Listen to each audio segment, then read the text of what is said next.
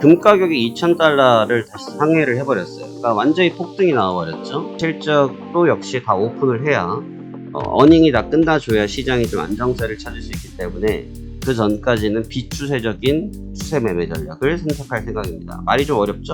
비추세적인 추세 전략. 쉽게 말하면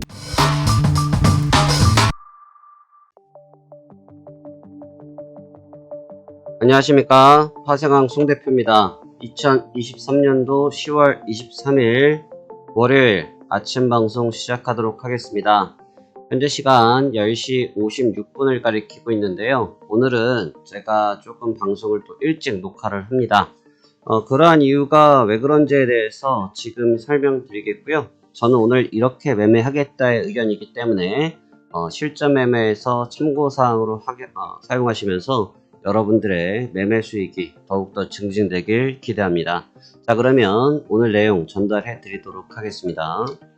우선 지난주 금요일, 그 다음에 토요일날 넘어가는 시간에 다우지수는 재차 하락을 좀 했습니다. 그러니까 지금 이 구간이 쉽지 않다라는 얘기를 제가 반복적으로 드리고 있고, 이 구간에서부터 저는 숏으로 전환했다라는 말씀을 전달해 드렸는데, 시장이 점진적인 약세를 좀 이어가고 있어서 수월하진 않은 것은 분명한 것 같습니다. 근데 약세가 이어지고 있는데 내용적으로는 시장이 추가적으로 충격을 받을 만한 내용들이 막 부배가 되고 있는 상황은 아닌데, 이 기조라는 것을 무시를 못해요. 그러니까 기조적으로 이미 한번 눌려 있는 상태가 되다 보니까 그 그림이 따라가고 있고, 특히 이 기조의 가장 큰 문제는 이 사건의 발달을 시킨 것이 누구냐, 무엇이냐인데, 그 사건을 발달시켰던 부분이 해결이 안 됐어요. 그러니까 사건이 발달시킨 부분이 해결이 안 되니까 어떻게 되겠습니까? 실질적으로 변화를 가져가기가 쉽지가 않겠죠. 변화를 가져가기 쉽지가 않은 거예요. 그래서 현재 내용적으로는 아직까지 완화된 측면은 분명히 없습니다. 하나, 지금 완화된 부분이 없다고 할지라도 이제 생각을 좀 해야 될 부분이 뭐냐면, 과연 그러한 내용으로 계속 이어지겠느냐는 거죠. 일단 중동 쪽에 대해서는 전면전은 계속 밀려있는 분위기라서 그것은 저희가 예측이라는 것 자체가 불가능한 상황이기 때문에 그냥 있는 내용 그대로 받아들여야 되는데, 일단 확장성이 조금 떨어진 측면이 있어서 오히려 조금 완화되지 않을까라는 생각을 갖고 있습니다. 왜 그러냐 하면, 제가 예전에 그 러시아와 우크라이나 사건이 있을 때도 말씀을 드렸고, 그 다음에 그 사건이 그게 오래가지 않는다, 특히 증시 영향력이 상대적으로는 제한적이다라는 얘기를 드린 게, 전면전 중이지만 전쟁이라는 게 하루 이틀 걸리는 게 아닙니다.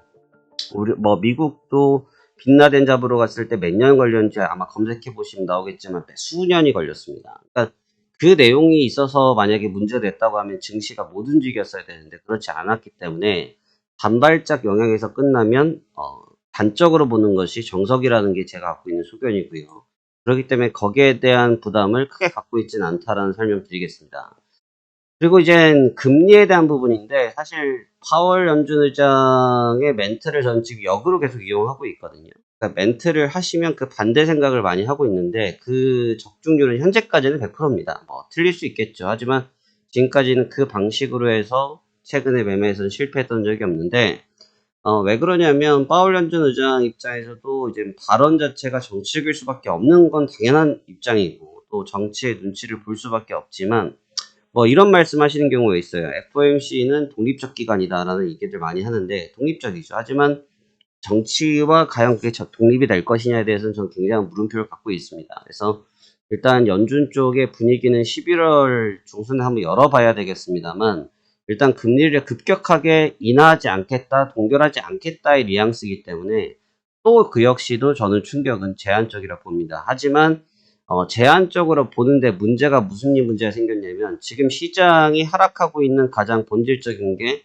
다른 게 아니라 국채 때문에 빠지거든요. 국채 때문에 빠지니까 시장이 힘을 못 쓰고 계속 짓눌려 버리는 이러한 현상들이 연출되고 있는데, 이 짓눌림 현상이 나타나고 있는 가장 본질적인 이유가, 또 충격을 주는 이유가, 금 가격이 2,000달러를 다시 상회를 해버렸어요. 그러니까 완전히 폭등이 나와버렸죠.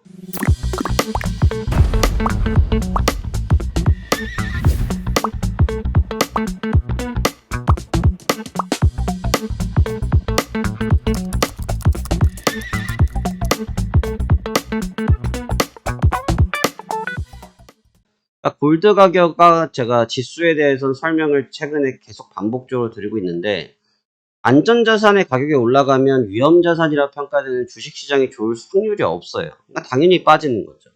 그런데 이제 오늘 같은 경우는 저희 매매 컨셉 같은 경우는 기술적 회복을 따르는 반등 전략을 쓸 거거든요. 왜 그러냐면 지난주 금요일 토요일 날 2,000불을 넘긴 이후에 계속 급등세를 유지했었지만 지금 개파락 출발 이후에 계속적인 조정을 받고 있거든요. 그러니까 조정을 받고 있다는 건 뭐냐면 이게 완전히 온전해지지는 않지만 그렇다고 해서 지난 밤에 있었던 것처럼 뭐 충격적인 국채금리 변화에 따라서 반응하고 있지는 않다고 보는 게 맞기 때문에, 그래서 기술적으로 조정을 받는다 안 받는다 저 그런 거 잘 모릅니다. 기술적인 측면 거의 고려하지 않아요. 그래서 거의 고려하지 않는데 지금의 이 조정 부분은 또 국채가 진정세를 보이니까 여기서 반응을 하고 있다고 보여지거든요. 그러면 당연히 안전자산 쪽에서의 시세가 이렇게 나타나면 위험자산이자 공격적인 자산인 주식시장 쪽에서는 당연히 저는 숏보다는 롱 포지션을 잡는 게 맞다라고 생각합니다. 그래서 오늘 롱 포지션의 매매 전략을 선택할 거고요. 대신 이 롱 포지션에 대한 매매 선택은 좀 주의를 하셔야 될 게 뭐냐면 역추세 구간입니다. 그러니까 역추세라는 게 뭐냐면 제가 최근에 계속 그러니까 약간 역추세에 대한 개념의 매매를 다 하고 있는데 그 역추세 구간에서의 포인트들은 다 먹고 있어요. 반등 포인트들은 전부 다 수익 실현들을 다 하고 나오는 상태거든요. 근데 그 뒤에는 매매를 안 하는 이유가 있습니다. 그 뒤에는 왜 매매를 안 하냐면 국채가 미국 본장이 시작이 되면 좀 진정세를 갖고 있다가 본장이 시작되면 흥분을 해버려요. 그래서 가격이 막 5%를 넘어가고 막 가격이 널뛰기를 하다 보니까 그때는 골드의 가격이 움직일 수밖에 없거든요. 그러면 그때는 공격적인 자산인 지수가 쉽게 움직이기가 수월하지 않다라는 거죠. 그렇기 때문에 저녁에는 조금 조심하는 편이고 주간에 프리마켓에서는 오히려 반발력들을 잘 활용해서 가볍게 먹고 나오는 이 정도의 전략을 쓰고 있습니다. 이 얘기는 다시 말하면 현재의 전략은 추세적인 개념보다는 비추세. 그러니까 비추세라는 게 뭐냐면 완전히 방향성이 지금 어떻게 보면 추세적인 개념은 이렇게 떨어지는 추세거든요. 비추세는 반대 방향으로 나타나는 이 구간인데 이게 짧다라는 얘기예요. 그러니까 이런 짧은 구간에서만 승부가 나오고 있다는 얘기를 말씀드리는 겁니다. 그래서 지금은 일단 비추세에 대한 매매 전략을 볼 거고, 그다음에 지난주부터 계속 시장에 화두가 되었던 빅7. 그래서 빅7의 기술주들의 실적이 다 공개가 되는 시기인데 그 빅3에 대한 실적도 역시 다 오픈을 해야 어닝이 다 끝나줘야 시장이 좀 안정세를 찾을 수 있기 때문에 그 전까지는 비추세적인 추세 매매 전략을 선택할 생각입니다. 말이 좀 어렵죠? 비추세적인 추세 전략. 쉽게 말하면 역방향이 될 수 있는데 그것을 길게 무조건 올라간다의 개념이 아니고 중요한 마디까지만 먹는 매매 전략이 더 유리하지 않을까라는 생각을 갖고 있습니다. 그래서 지난주의 전략은 전체적으로는 다 성공적으로 마무리됐고요. 이번 주도 잘 하기 위해서 저도 최선을 다해 노력을 할 거고 또 수없이 시장을 보겠습니다만 여러분들께서도 시장을 바라보실 때 현재 보여지는 시장이 눈에 보이는 데이터만 바라보시는 것이 아니고 눈에 보이지 않는 데이터를 바라보는 것, 그리고 상관관계, 꼭 이것만 그런 것이 아니고 저것도 그럴 수 있다. 우리가 뭐 단적으로 얘기를 하면 이런 거죠. 나 원래 허리가 안 아팠는데 이번에 정형외과에서 치료받고 왔더니 허리가 갑자기 통증이 오네? 라고 할 수 있어요. 근데 이제 과연 그 연관성이 물리치료를 받았기 때문에 통증이 왔겠느냐? 또 그렇지 않을 거라는 거죠. 거기에는 분명한 이유가 있을 거라는 겁니다. 그래서 원래 몸이 안 좋았는데 다른 데 통증이 심했으니까 아팠을 수도 있는 거겠죠. 그래서 그런 것처럼 연관관계성을 분석을 하려고 해야 되지 현재 위치에서 나타나고 있는 가격에만 집약을 하신다고 하면 좋은 결과를 얻기는 어렵다라는 게 제가 갖고 있는 생각입니다.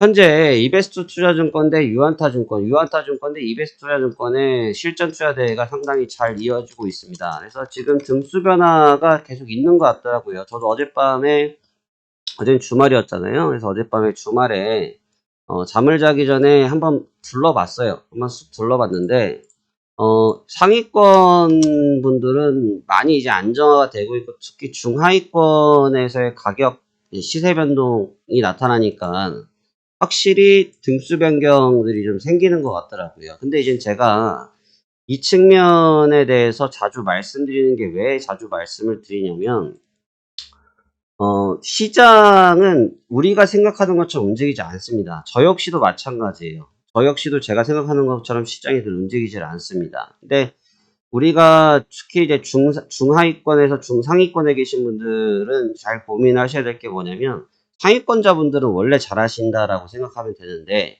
이 중간에 보니까 등수 변동들이 좀 있으시더라고요. 그건 왜냐면 시장 변화에만 그냥 너무 예민하게 반응해서 그럴 수도 있는 겁니다. 그러니까 시장을 단적인 측면에서만 접근하지 마시고 좀 넓은 밴드를 가지고 접근을 해야 유리한 고지를 선점할 수 있거든요. 그래서 이번에 이제 대회가 이번 1차 라운드 1이 이제 얼마 남지 않았습니다. 남은 기간 동안 모두 최선을 다하셨으면 좋겠고, 저도 관련된 시황 브리핑은 계속해서 올려드릴 테니까 해당 내용들 참고하시면서 여러분들의 투자에 좋은 결과 있으셨으면 좋겠습니다.